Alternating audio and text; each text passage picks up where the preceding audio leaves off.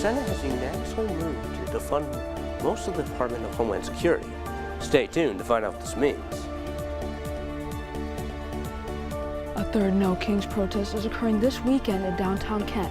I'll be talking about the preparation that happens before, coming next. Workers in the Philippines have broken down in protest due to high prices. How does this involve the conflict in the Middle East? Iranian hackers have accessed FBI Director Kash Patel's personal email. We have what documents they found and more as KSTV starts right now. This is Kent Stater TV.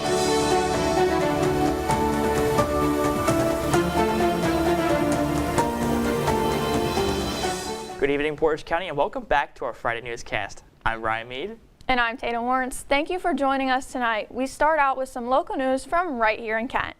That's right. This weekend there will be another No Kings protest in downtown Kent. For more on the community's views on the demonstration, we now turn to our reporter, Casey Baylog. Casey, what can you tell us? That's right, guys. The No Kings protest tomorrow will have speakers and also music. I talked to Kent Police and the founder of Kent Resist, who is running the protest, to see how they will prepare. Right here in Kent, we have the upcoming No Kings protest. But what is being done to make it safe? First and foremost, people have a First Amendment right to demonstrate and protest, and we have a role and a responsibility to protect their rights.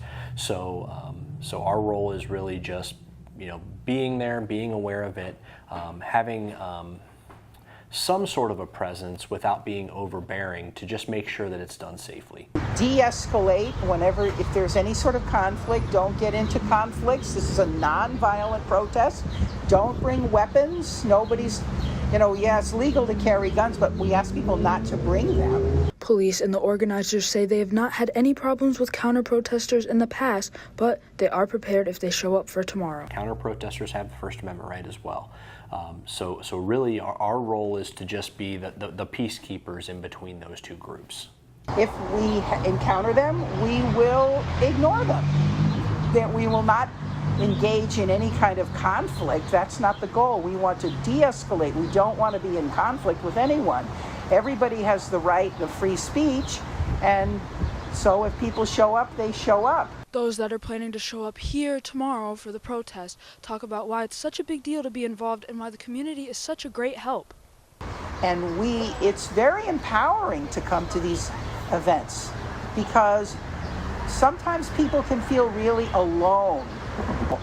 And when you come to this, you'll feel like, oh, there are all these people that stand with me and are with me. And we're together as a community, and we're working to make the country and the world better for everybody. The protest is set to happen downtown at the gazebo. The organizers say they hope more young people come out to make a difference. For KSTV, I'm Casey Baylog. Thank you, Casey. And well, as always, there's a lot going on in politics and government affairs. That's right, Ryan. And for the latest political updates, we now turn it over to our politics correspondent, Emilio Hernandez. Hi, Emilio. Hey guys, and good Friday evening, Portage County. I'm your guide through stories concerning our nation's government, the first of which concerns immigration. It's been 15 months since President Trump started his second term, and in that time, the Ohio Immigration Hotline has managed nearly 550 incidents concerning ICE. Created shortly after the president took office, the hotline is run by the Ohio Immigrant Alliance, a nonprofit advocacy group. Their mission? To answer questions for callers about the situation and connect them to resources for their needs. Yesterday, the Senate reached an unanimous agreement to fund most of the Department of Homeland Security, except for Integrations and Customs Enforcement and part of Customs and Border Protection. The Senate votes primarily meant to ease financial strain on DHS employees as well as ease the lines at airports by funding the TSA. The House still needs to act before any funded agencies in the department can reopen, though. We have made clear that ICE needs to be brought under control. And what we want to see is ICE conducting themselves like every other cop, police officer, and law enforcement agency in the country. Taxpayer dollars should be used to make life more affordable for the American people, not brutalize or kill them. Various victims of Jeffrey Epstein are filing a class action lawsuit against the Justice Department and Google on the grounds of failing to redact private information from the Epstein files that led to the outing of 100 survivors. The lawsuit argues that Google refused to remove the information from web searches, even after the official documents were removed. Both parties have yet to comment on the lawsuit. The House Ethics Committee declared guilty Florida Congresswoman Sheila Sheriff McCormick of ethical violations. The Democrat faced allegations that she used money from the federal disaster funds in her 2022 congressional campaign after lawmakers' April recess. A full hearing will determine if recommended sanctions against the Congresswoman Sheriff McCormick. The Congresswoman Sheriff McCormick says that she's looking forward to prove her innocence, and in the meantime, she'll focus on her work. And that's all I have for today, folks. For more stories like this, go to KSTV.com. For KSTV, I'm Emilio Hernandez, and back to you guys.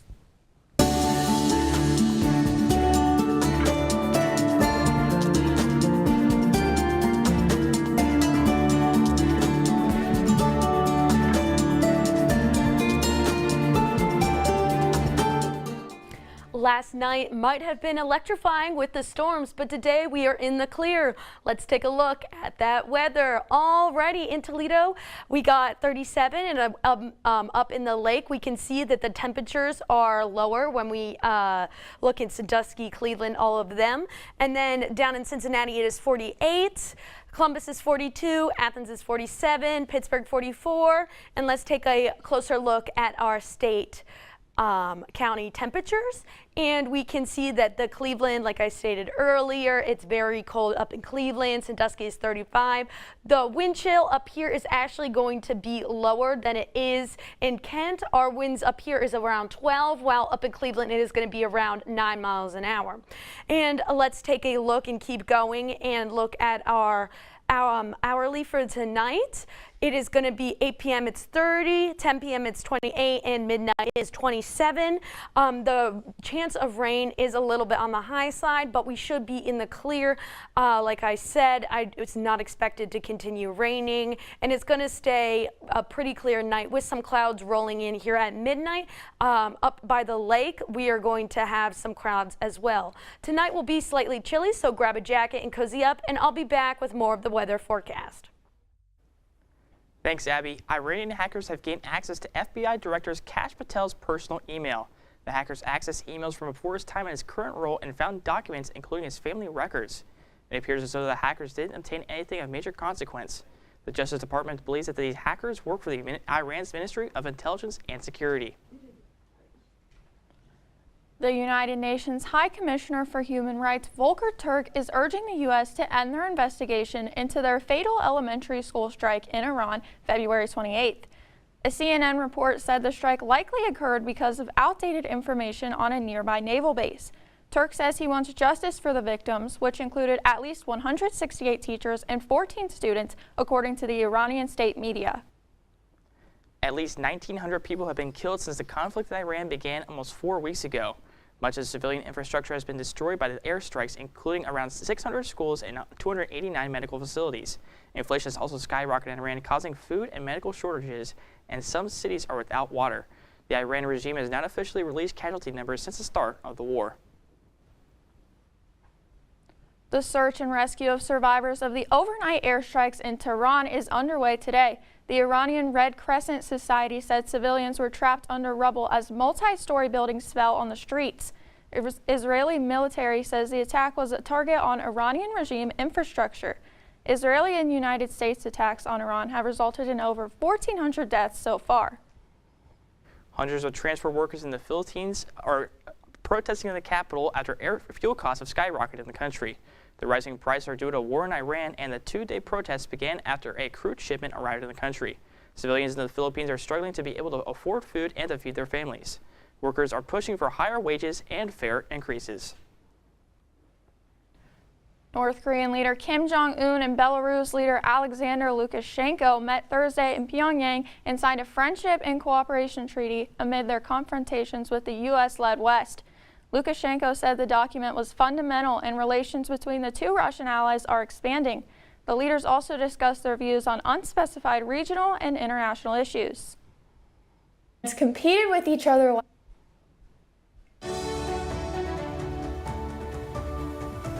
The Rathskeller in the Student Center was booming last night for USG's Battle of the Bands. We have how the event went and who won when we come back.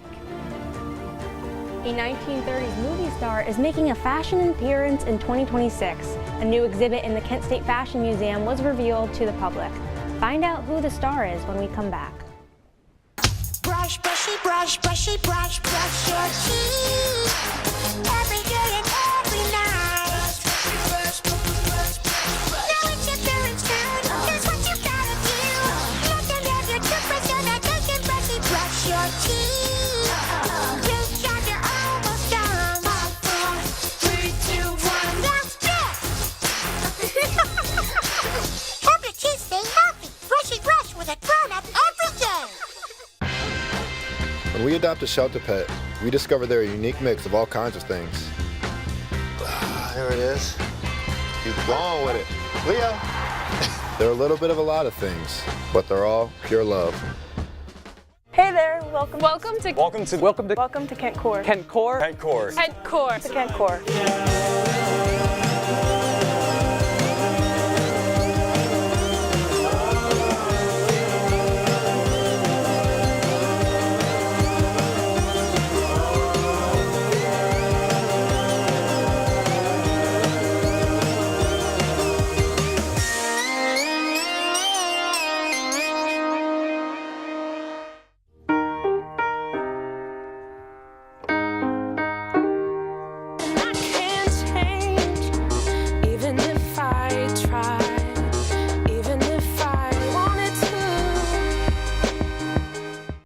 When you reach for your prescription medications, you trust that the medicine is going to do what it's supposed to do, make you feel better.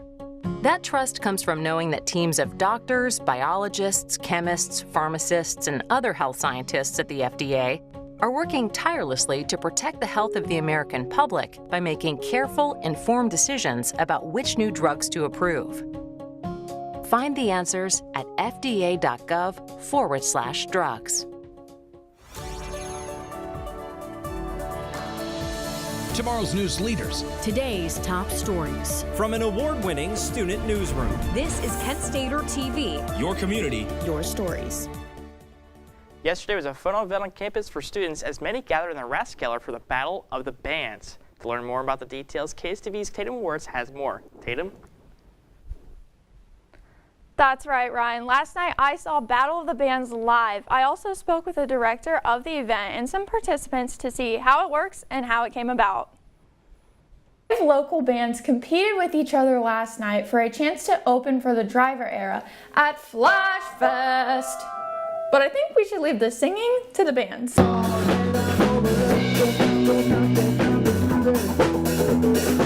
Kent State USG hosted Battle of the Bands for the first time and brought students together in the Student Center last night with food, music, and the chance to choose who opens at Flash Fest. The 5 bands involved were TJ Dub, Old Country Business, Sign Caterva, Austin Burks and Jason DeMarco, and Lockwood. They each performed 2 songs. My favorite of the 2 is one called Don't Stop, and it's heavily inspired by kind of jam principles from reggae, Bob Marley, that kind of move. Each band was critiqued by a panel of judges, and then once everyone got to perform, students got to vote for their favorite band. I was like, why not? It was something different, and then also with that, it involved students, so we was like, let's try something different instead of just having like, you know, regular artists that we had for the past few years. So we was like, let's just do something different, have students get involved as much as possible. The band Lockwood, a newly formed 5-person pop and rock band, took the win and were named the official openers of Flash Fest. Other participants say it was still a valuable experience. I know it's a competition, but in the end, we just want people to have a good night and to just get moving.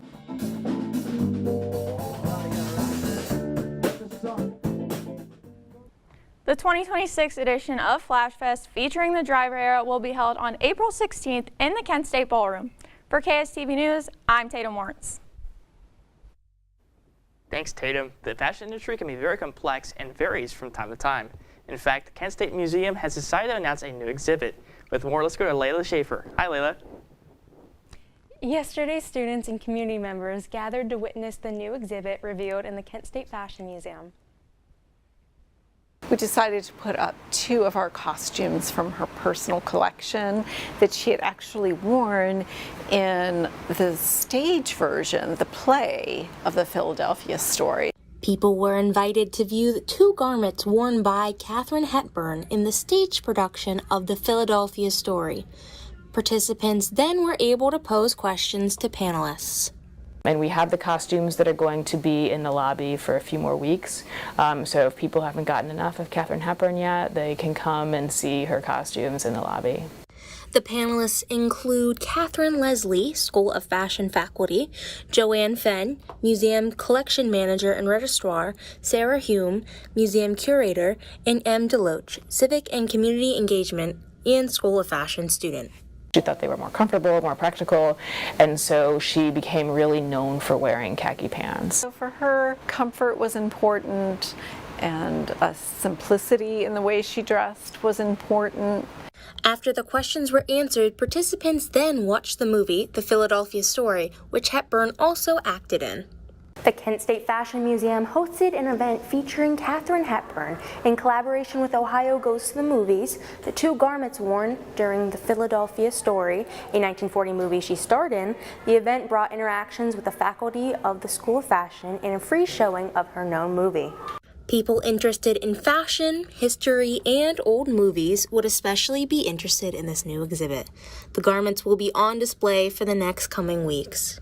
She's impacted people since then is by kind of giving this idea to women that it's okay not to conform. When Hepburn passed away, she donated her personal collection to the Kent State Fashion Museum. Costumes from her careers in film, television, and theater were gifted by her estate in 2008. And ahead of the storm, this is your KSTV weather.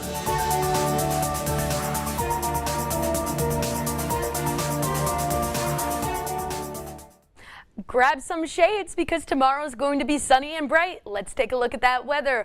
Alrighty, Kent. So for tomorrow, it is going to be 41 and sunny. That is right. Woo-hoo! The wind is going to be 9 miles an hour, north to northwest, and the humidity is going to be 55. So it is going to be quite chilly out. I would recommend having some layers on. And if you're like Tatum Lawrence, our anchor and reporter, and she's going to a baseball game, definitely bundle up because it will be slightly chilly, but the sun is going to be out, so it will keep you pretty warm.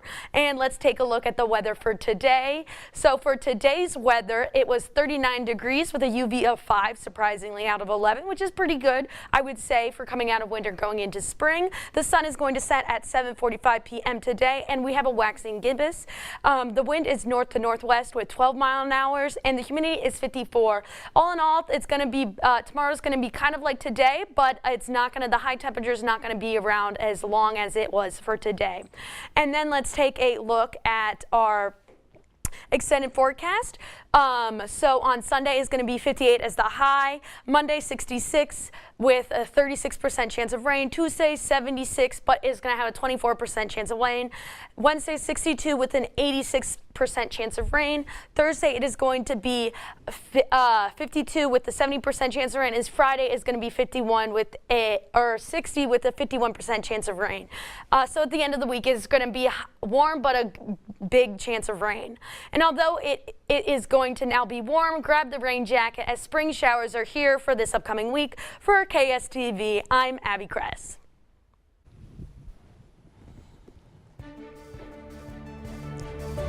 A whale that was stuck in a sandbank for days off Germany's Baltic coast is now free. We have how it got out and its status now coming up next. The Cleveland Guardians get an opening day win to see how it happened coming up next. I did 2 years in college in Brazil. We don't have anything inside of a college that is similar to a student media. We want to do here on Flash Media is to create something that we call a special connection with the client. It's something human to human.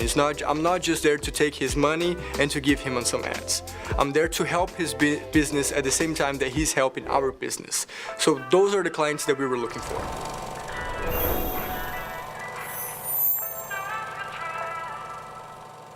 Registration for Lavender Celebration is open now. Lavender Celebration is a historic pre-commencement ceremony held to honor queer graduating students. Now hosted by Pride Kent, this event will be held on April 30th from 6 to 9 p.m. in the Kent State Student Center Ballroom with a community reception at 5. Join us for a free dinner and award ceremony with keynote speakers and watch the graduates walk the stage and receive our iconic rainbow stoles. Bring your friends, family, and absolutely anyone, regardless of how you identify. Scan the QR code or go to the link below and register today. Registration closes April 20th. Good morning. Hope you all had a good weekend and are ready to be inspired. One quick thing I want to remind you guys to be studying. Major key alert. Did you just look at your phone while you was in class? You played yourself. Class, today we're talking about inspirational quotes. You want to get that paper? You better turn in that paper and get an A+. That's a major key. Another one. Another. Mogul talk. You want to reach the mountaintop? You got to go hard. To succeed, you have to believe. Stay focused, fly higher than the eagle. Don't ever play yourself. The key is to make it, so make it. Louise, can you give me an example of an inspirational quote from recent history? Don't play yourself. The key is to make it. And who said that? I did. Now that's a major key alert. Learn the real major keys to getting to college at getschool.com.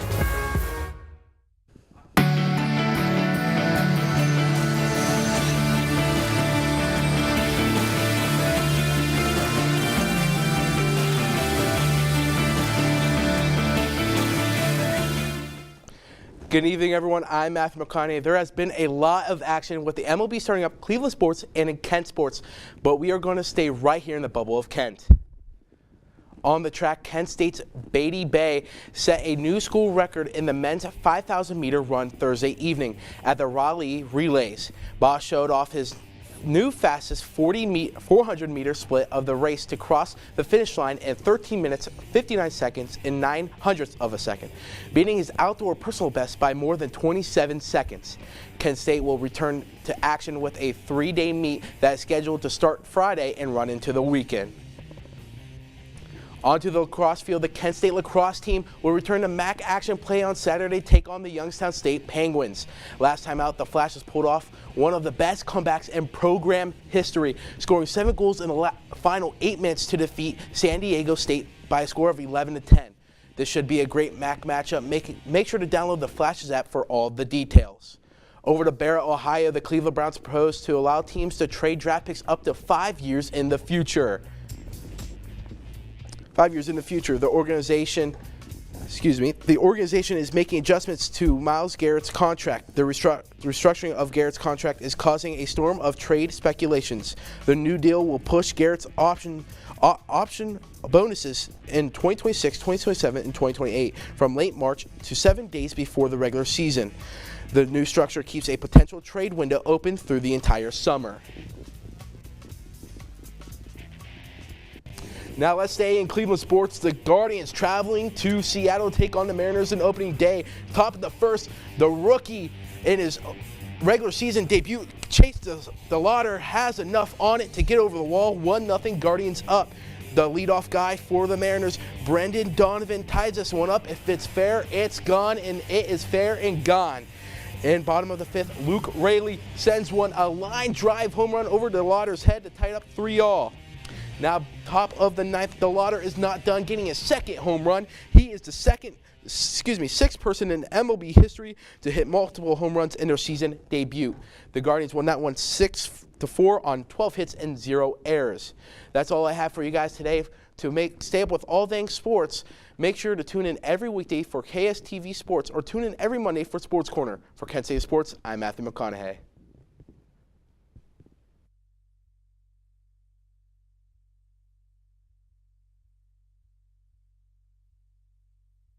Hey, I'm worried about your parents. We need to show them how to spot phishing emails. Agree, the scammers are out of control. Plus, help them add multi-factor authentication. Yes, we use MFA at work, and it's great.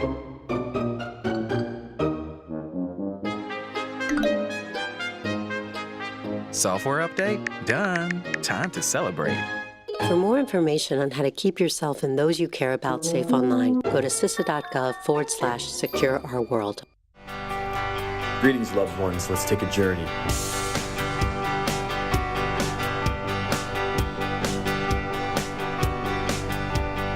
And although I may be lonely, stick around for what each of the cast members has planned for today. All that and more on College Voice.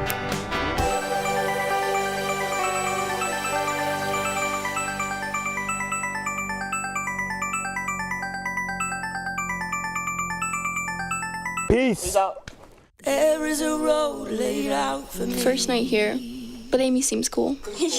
Leading down to the river. I am blind, but I need not see. What do you think? I know this road is there for me. If I'm really free, take me down to the river and walk. Hi, I'm Leland Melvin, and I traveled to space twice as a NASA astronaut. Space technologies help protect our precious Earth. Space helps us monitor changes in carbon emissions, track the pace of climate change. It even helps us fight natural disasters. Make sure that you get out to your local science museum or go to spaceforall.us to explore and learn about space and science. Space is for all. A humpback whale is stranded off of Germany's Baltic coast is back in open water. This whale had been stuck in a sandbank for most of the past 4 days, which is 30 feet long and weighs 15 tons. After rescuers helped the whale get out of the sandbank, the whale started to swim back to the sandbank. Rescuers were able to guide it back to the sea again, and while the whale appears to be safe for now. A gym in Nashville is combining two things that reduce stress, working out and dogs. 7 Minutes Fitness owner Ashley Shanks brings foster dogs to the gym as part of her involvement with a local rescue nonprofit. Members of the gym say the dogs have become an important part of their workout, and several members and coaches have even adopted dogs they met at the gym. All right, and we are joined by some guests for our Kicker Chat. So the question for today is, would you be more likely to go to the gym with dogs in them? We'll go ahead and start with Abby. I don't know, like if I'm running full force on a treadmill, I'm just a little nervous I'm gonna kick the dog. And then I'd be sad if I injured a dog. So I'm like 50-50 about it. That's true. Honestly, I feel like I wouldn't even work out. I'd just look at the dogs. Yeah, I think I've got to say the same thing real quick. What do you think? I would take all the dogs home. Yeah. All right, well, that's all we have for today. Make sure you check out our website and vote for the best of Kent. I'm Ryan Mead. I'm Chris. Lila Schaefer-Hughes. And I'm Tatum Lawrence. KSTV will be back Monday at 6 p.m. Have a great weekend, Portage County.